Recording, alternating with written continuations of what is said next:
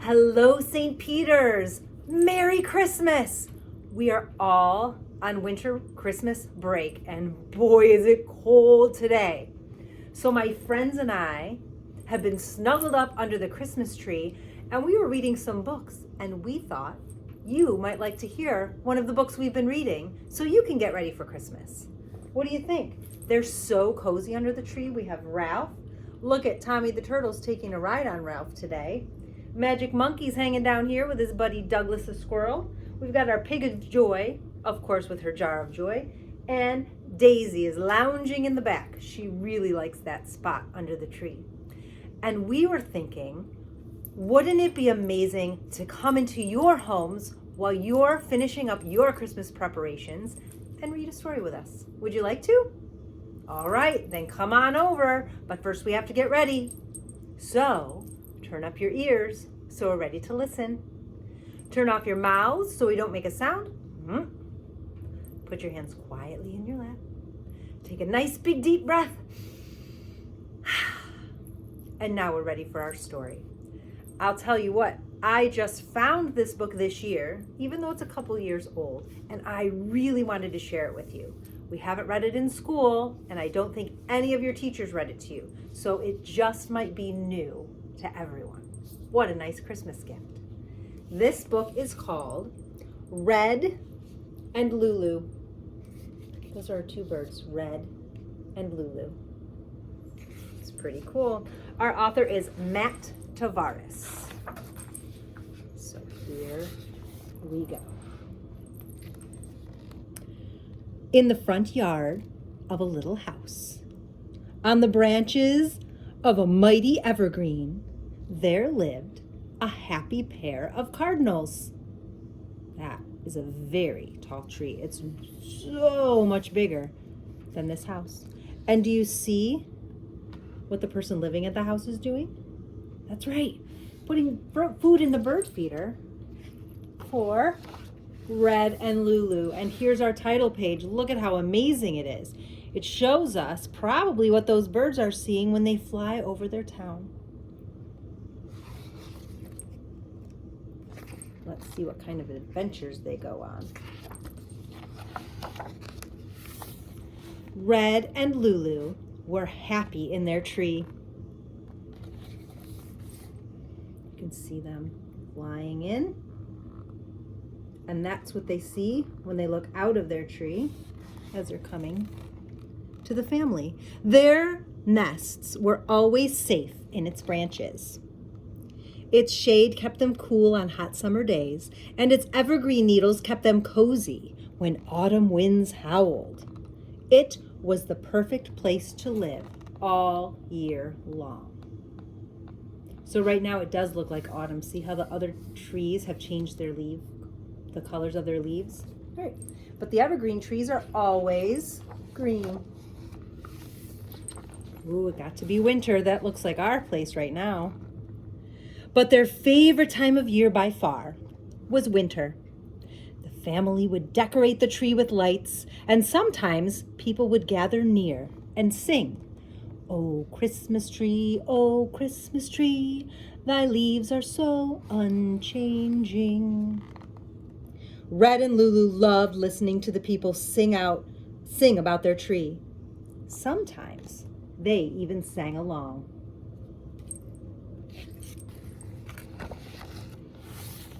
One chilly morning, just as the cold months were starting again, Red went out to find some breakfast.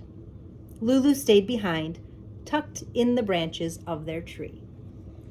And what is happening here? A squirrel is trying to eat all their bird food. That happens at my house too.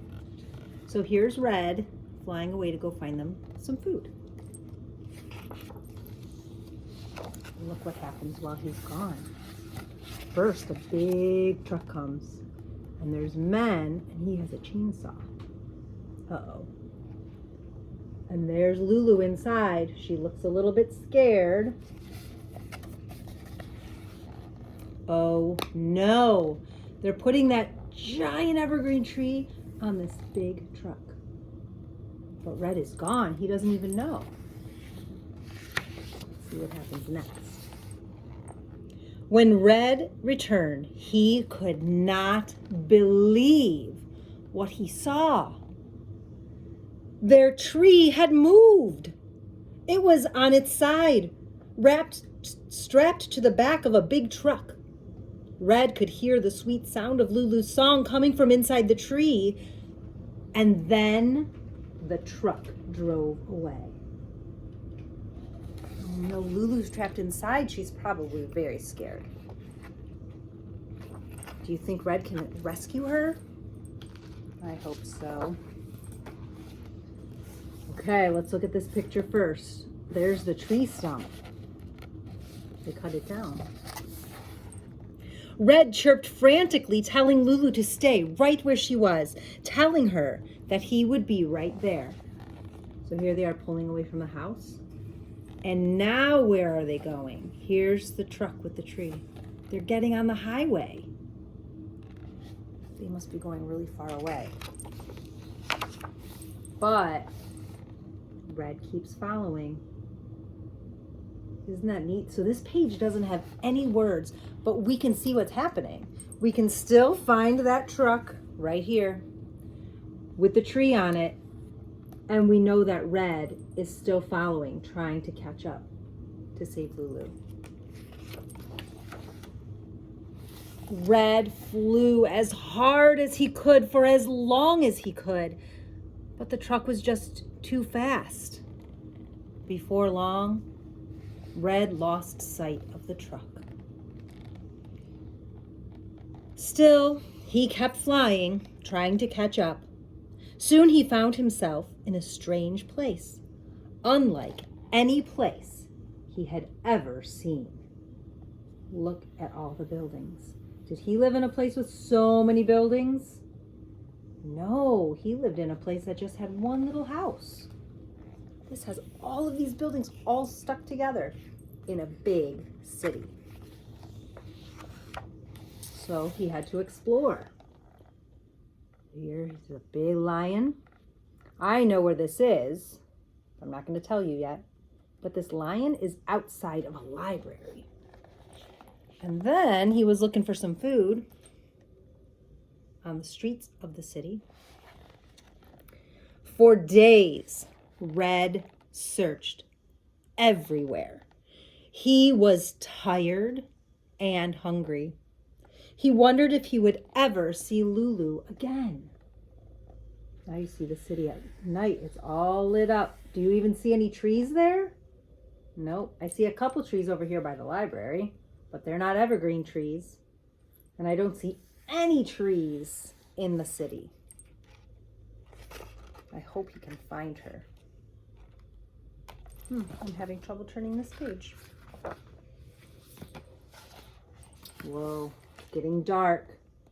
And he's still flying around looking for her.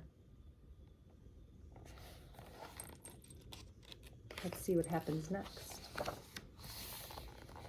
The snow reminded him of Lulu. Oh, he missed her so much. He could almost hear the song they loved. Oh, Christmas tree, thy leaves are so unchanging. Wait, he could hear the song they loved. Red flew toward the sound. The voices grew louder and louder. Then he turned the corner.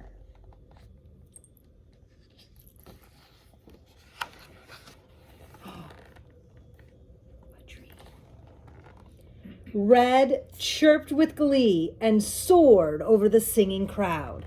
So he turned the corner and he saw this tree all lit up. Do you think maybe that's his tree? Maybe. Let's see what happens. He flew right for their favorite branch. And he looked and he looked. Do we see Lulu yet? Lulu!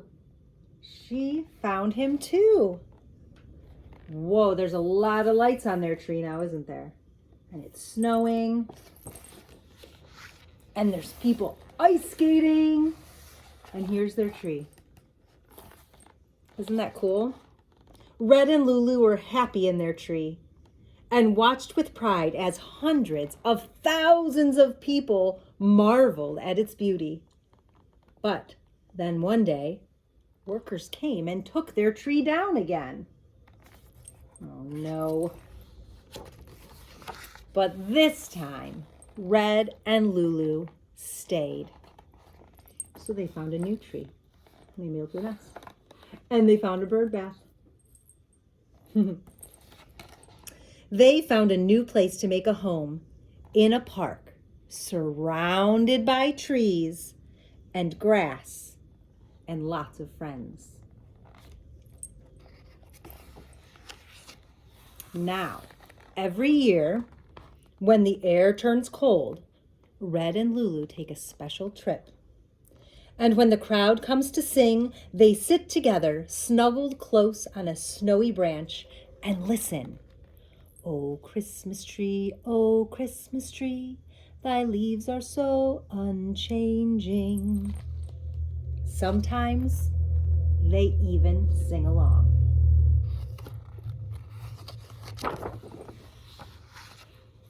And here they are. So this place where they took the tree is in New York City, and they call it Rockefeller Center. You might have seen it on TV because every year they have a Christmas special where a lot of stars come and sing songs and they do all kinds of things, and then they light up this tree for everyone to see. They pick one special tree every year, and this year happened to be Red and Lulu's tree. So on this side, it kind of tells us about the Rockefeller Center Christmas tree. So I'm going to read to you about it right now. It says, before there were even any buildings in New York City's Rockefeller Center, there was a tree. On Christmas Eve in 1931, construction workers decorated a 20-foot evergreen with whatever they could find. Strings of cranberries, paper garlands, tin cans, and even foil green wrappers. Little did they know that they were starting a tradition that would last for 8 decades and beyond. That's 80 years and more. Now every year, the head gardener at Rockefeller Center searches far and wide for the perfect Christmas tree. The chosen tree is almost always a Norway spruce, a type of tree that is not native to the United States. That means that kind of tree doesn't usually grow here unless we plant it, but you won't find it in the wild. So it's usually not found in the forest, but in someone's yard, just like Red and Lulu's tree, where it was planted decades ago. Once on its pedestal, the Rockefeller Center Christmas tree stands as tall as an 8-story building. That is like 4 of our houses stacked on top of each other. And it's decorated with more than 45,000 multicolored lights. The star on top weighs 550 pounds. Every year on the first Wednesday after Thanksgiving, 200,000 people pack into Rockefeller Center to watch the annual tree lighting ceremony, while millions more watch on television. That's where I saw it. And every day until the tree is taken down in January, hundreds of thousands of people visit Rockefeller Center to see the world's most famous tree. When the holiday season is over, the Rockefeller Center Christmas tree is donated to Habitat for Humanity, a charitable organization that uses lumber from the tree to build homes for families in need. So they use the tree to make a new home for a family that doesn't have a home. Isn't that so nice? So not only do we get to see a beautiful Christmas tree for the Christmas season, then somebody else we get to use that wood to help them have a new home. I thought that was a really neat story. So New York City is one place that can be magical at Christmas time, but I bet where you are can be pretty magical too. Just by sitting with your friends and your family and doing things together. That's the most important thing. I know we're so excited about presents, and that's okay. Presents are amazing, but we have to get ready for that day, right? So we're not going to do a big giant project because nobody's moms and dads or grandmas and grandpas want us to make a big mess. So I thought of something else. It's too cold to play outside. It's so cold that you don't even want to be out there very long at all, even just to get the mail.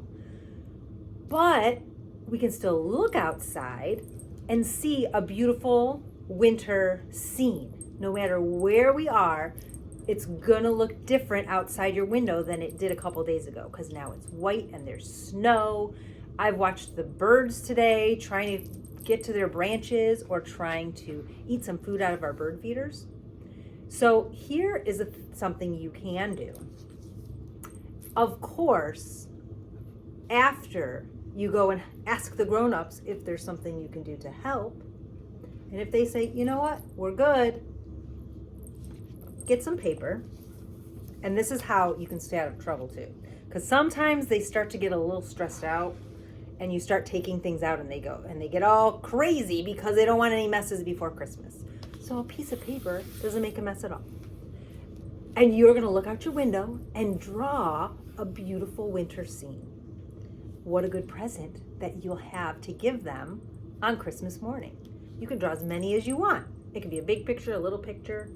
But I thought, since we read a book about cardinals, those are the kind of birds, the red birds, maybe you could draw a cardinal in your scene somewhere. So I haven't even drawn anything. So I'm really quickly just gonna draw like some branches of a tree, just so that, can you see that? Whoops. So that I can show you where somewhere in your scene, even if you don't have a tree in your yard, maybe you have a mailbox. Okay, so maybe you would draw a mailbox like that. Maybe you have a swing in your yard. Whatever's in your yard, a bird can land on it. Actually, my mom told me the other day, birds landed on the railing going up our steps the other day. So it can be anything. But when you draw the bird, I'm using a red pencil. You can use a crayon. Birds are so easy. You're just gonna draw a little circle for the head. And I'm coloring it in because I'm gonna draw, that's why I'm making it red. He'll really stick out in your winter scene. And then you draw a little bit of a bigger oval for a body, and you can color that in. This is a sitting bird, obviously. And then a cardinal has like a little point on their head with their feathers. So I'm just gonna add a little point, almost like a triangle. See that? That's all you have to do. And then with my other pencil, because I don't have any other colors, I'm just gonna use make his little beak. And I'm gonna make some little legs. See that? Then he's perched in my winter scene because the rest of it just might be in pencil. It just might be white and pencil color or black because everything is covered in snow. And then your little cardinal can stick out. You can make two cardinals. You can make a red and a Lulu. Now I want to show you Lulu one more time, because here is red. Okay, red is a boy and he is very red. All of his feathers are red. Well, this is Lulu. So Lulu is more brown, but if you look closely, she has a little bit of reddish color to her wing tips and to her tail tip. So she blends in better. So if she's sitting on the nest with taking care of her eggs, then people won't see her, okay? So you could draw a Lulu next to your red. That's perfectly fine. And then always, always sign your artwork, right? Sign it. You don't even have to wrap it up. You could just put it under the tree and get ready for Christmas. I think that's a pretty nice thing that you can do for your family, and it's a fun thing for you to do on a very cold day that won't make a big mess before Christmas, and it will spread some cheer. And speaking of that, we need to spread our joy. What do you say, Joy? Are you ready? Oh, she's so excited. What? Joy, in our jar, someone put a green message. Should we pick that one? I've never seen that before. That's the one we need to choose. I don't know who is here helping us spread some joy, I hope. Let's see what it says. it says, do as many random acts of kindness as you can. Whoa, what a great challenge for Christmas time. Random act of kindness. Have you ever heard that before? Well, that means just doing something nice for someone. And it can be as simple as helping your brother or sister clean up after you played with the toy. It can be as simple as sneaking up behind your mom and giving her a big hug and say, thanks, Mom. It can be as simple as drawing a picture and giving it to someone for Christmas. Random acts of kindness can happen anywhere, all the time. Even if maybe you go to church on Christmas and you smile at the person next to you that you don't even know. You could just smile and wave at them. Or say Merry Christmas. That's an act of kindness. Well, whatever special Christmas visitor put that in our jar of joy, they sure do have the Christmas spirit. I would love to hear about how you decided to spread some joy at Christmas time this year. And if you make a picture, not today, because you have to wait and give it to them for Christmas. And if you want to have your mom or dad take a picture of that and post it so we can all see your amazing outdoor winter pictures. Well, guess what? We still have some things to do to get ready around here too. So Ralph and Daisy and Tommy the turtle and Douglas the squirrel, Magic Monkey, Joy, and myself, we have to go now. But we were so excited to be able to share a little bit of our Christmas magic and holiday spirit with you. And I hope all of you have a wonderful, happy, and very Merry Christmas. And don't forget, boys and girls, keep spreading your joy.